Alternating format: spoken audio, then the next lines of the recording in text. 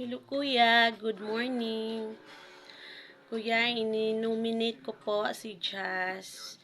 Bibigyan ko po siya ng 5 points.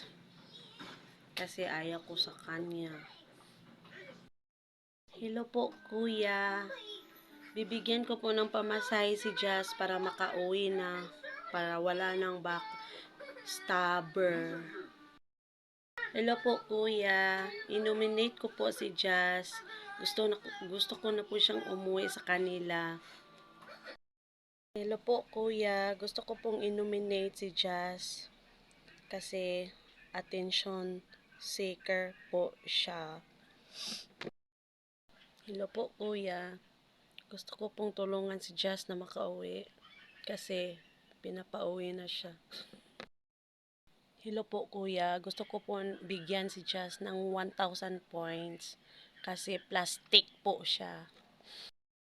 Hello po kuya. Ay voluntary sundo kay Jazz kuya. Kasi hindi na siya kailangan sa bahay niyo.